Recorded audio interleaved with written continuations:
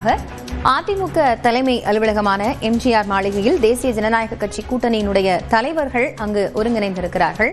அதிமுக இடையிலான தொகுதி பங்கீடு என்பது இன்று மாலைக்குள் கையெழுத்தாகும் என்று சொல்லப்பட்டிருந்த நிலையில் பிரதான கட்சிகளினுடைய எண்ணிக்கையை தற்போது அதன் பொதுச் செயலாளர் எடப்பாடி பழனிசாமி அறிவித்திருக்கிறார். தொடர்ந்து நம்மிடையே பத்திரிகையாளர் திரு சுவாமிநாதன் இணைந்திருக்கிறார். அவரிடம் பேசலாம். வணக்கம் சுவாமிநாதன். என்டிஏ கூட்டணிக்குள்ள பாஜகவிற்கு 27, பாமகவிற்கு 18, அமமுகவிற்கு 11 என்ற அடிப்படையில் தொகுதி பங்கீடு ஒப்பந்தம் கையெழுத்தாக இருப்பதாக எடப்பாடி பழனிசாமி சொல்லியிருக்கிறாரு. அதிமுக தலைமை அலுவலகத்தில் என்டிஏ கூட்டணி கட்சி தலைவர்களை ஒருங்கிணைத்ததே ஒரு செய்தி, ஒரு சமிகை, ஒரு ஸ்டேட்மெண்ட் அப்படிங்கறத பத்திரிகையாளர்கள் குறிப்பிட்டிருந்தாங்க. இந்த தொகுதி பங்கீடு ஒப்பந்தத்தை அதிமுக மேற்கொள்ளும் விதத்தை நம்ம எப்படி பார்க்கணும்?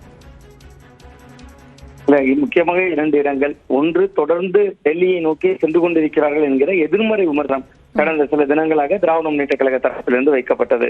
மிக மிக முக்கியமா முதல்ல எடப்பாடி பழனிசாமி அவர்கள் டெல்லியில் சென்று அமித்ஷா அவர்களை சந்தித்தார். அதற்கு பிறகு அன்புமணி ராமதாஸ் அவர்கள் போன்றவர்கள் தொடர்ச்சியாக டெல்லிக்கு சென்று வந்தது ஒரு விமர்சனமாகி வந்தது. ஆனால் இன்று கோயில் அவர்கள் தொடங்கி டிடிவி தினகரன் அவர்கள், அன்புமணி ஆகிய உள்ளிட்ட மொத்த பேரும் அண்ணா திராவிட முன்னேற்ற கழகத்தினுடைய அலுவலகத்துக்கு இருக்கிறார்கள். கிட்டத்தட்ட 9 ஆண்டுகளுக்கு பிறகு டிடிவி தினகரன் அவர்களும் அண்ணா திராவிட முன்னேற்ற கழகத்தின் அலுவலகத்திற்கு வந்திருக்கிறார். இது இதுவரை முன்னெடுத்த ஒரு முன்னெடுப்பு இருக்கல. திராவிட முன்னேற்ற கழகம் தமிழ்நாடு வெர்சஸ் டெல்லி, அந்த முன்னெடுப்புக்கு தமிழ்நாடு வெர்சஸ் டெல்லி என்பது களம் இல்ல. நாங்க பாருங்க, எங்களுக்கு கீழே தான் இது அதிமுக பொதுக்குழுவினுடைய தீர்மானம், 4வது தீர்மானம். அதிமுக தான் கூட்டணிக்கு தலைமை, இடம்பெறும் கட்சிகளை பற்றி நாங்க தான் முடிவெடுப்போங்கிற அந்த பழைய இடம் நோக்கி நகர்ந்திருக்கிறார் என்கிற ஒரு செய்தியை சொல்றாங்க. ஒன்று. இன்னொன்று, திராவிட முன்னேற்ற கழக கூட்டணியில காங்கிரஸ் கட்சிக்கு 28 இடங்கள் கொடுக்கப்பட்டது. நீங்க பாஜக தொடர்ந்து அழுத்தம் கொடுக்குறாங்க, பாஜகவுக்கு அதிமுக அடிமையாகவே விட்டது என்றெல்லாம் எதிர்மறை விமர்சனங்கள் இருந்த சூழல்ல காங்கிரசுக்கு திமுக கொடுத்த இடங்களை விட 1 இடம் குறைவாக கொடுத்திருக்காங்க. இதற்குள்ளும் ஒரு பெரிய செய்தி இருக்கு. திமுக காங்கிரசுக்கு கொடுத்த இடங்களை விட 1 இடம் குறைவாக கொடுப்பது என்பது, நீங்க ஆனா ஓட்டு அடிப்படையில் பாத்தீங்கன்னா 2024 நாடாளுமன்ற தேர்தலில் காங்கிரஸை விட கூடுதல் ஓட்டை பதிவு செய்திருக்கிறாங்க. பாஜக ஒரு அணியை கட்டமைச்சிருந்தாங்க, அந்த அணியாக 18% எடுத்தாங்க. பட் அந்த அணி என்பதை கடந்து பாஜக மட்டும் 11% எடுத்திருந்தாங்க. கிட்டத்தட்ட 2 முயற்சிகள் நடைபெற்றது. 2014 ஒரு முறை அப்படி அணி அமைத்து திமுக இல்லாத ஒரு அணியை பாஜக காட்டியிருக்காங்க. 24 அமைத்திருக்காங்க. அப்படியெல்லாம் பாஜக வளர்ந்திருக்கிறதாக பார்க்கப்பட்ட சூழல்ல கூட காங்கிரஸை விட 1 இடம் குறைவாகவும் எடப்பாடி பழனிசாமி அவர்கள் ஒதுக்கி இருக்கிற இடம் என்பது உள்ளபடியே அது அதிமுகவுடைய கரத்தை ஓங்க செய்யற இடம் அப்படின்னு தான் நான் பாக்குறேன்.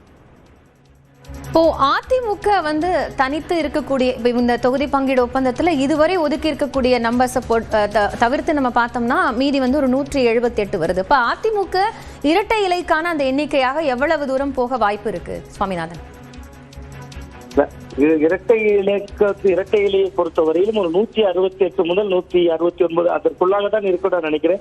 ஏன்னா இன்னும் 4 இடங்கள் ஒதுக்க வேண்டி இருக்கிறது. தமிழ் மாநில காங்கிரஸ் கட்சியாக இருக்கலாம், ஜான் பாண்டியன் அவருடைய கட்சியாக இருக்கலாம், ஐகேகாவா இருக்கலாம், புதிய நிதி கட்சியாக இருக்கலாம். இவங்கெல்லாம் இடங்கள் 1 இடம் 2 இடம் என்று ஒதுக்கினால் கூட சிறு சின்ன அமைப்புகள் இனியும் ஆதரவு கொடுப்பாங்க.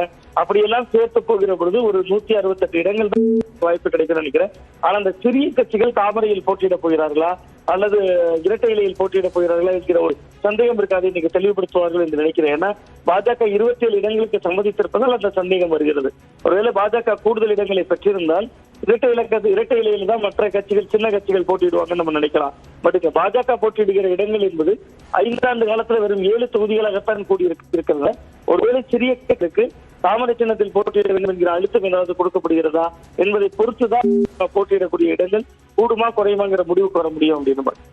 நன்றி திரு சுவாமிநாதன், இணைப்பிலிருந்து உங்களுடைய கருத்துக்களை பகிர்ந்து கொண்டமைக்காக. தேசிய ஜனநாயக கூட்டணி சார்பாக தொகுதி பங்கீடு ஒப்பந்தம் என்பது அதிமுக தலைமை அலுவலகத்தில் தற்போது மேற்கொள்ளப்பட்டு வருகிறது. இதில் பாரதிய ஜனதா கட்சிக்கு 27 இடங்களை அதிமுக ஒதுக்கி இருக்கிறது. அதேபோன்று பாட்டாளி மக்கள் கட்சிக்கு 18 இடங்களும், அம்மா மக்கள் முன்னேற்ற கழகத்திற்கு 11 இடங்களும் ஒதுக்கீடு செய்யப்பட்டிருக்கின்றன. கடந்த தேர்தலை ஒப்பிடும் பொழுது பாரதிய ஜனதாவிற்கு 7 இடங்கள் என்பது கூடுதலாக வழங்கப்பட்டிருக்கிறது. பாமகவிற்கு 5 இடங்கள் குறைவாக இந்த முறை ஒதுக்கீடு செய்யப்பட்டிருக்கிறது. இருந்தபோதும் 234 தொகுதிகளில் தற்போது ஒதுக்கி இருக்கக்கூடிய 58 தொகுதிகளை தவிர்த்து பார்க்கும் பொழுது 178 இடங்கள் இருக்கின்றன. இதில் தமிழ் மாநில காங்கிரஸ் உள்பட பிற கட்சிகளுக்கான இடங்களை எவ்வாறு ஒதுக்கீடு செய்ய போகிறது அதிமுக என்ற கேள்வி எழுந்திருக்கிறது.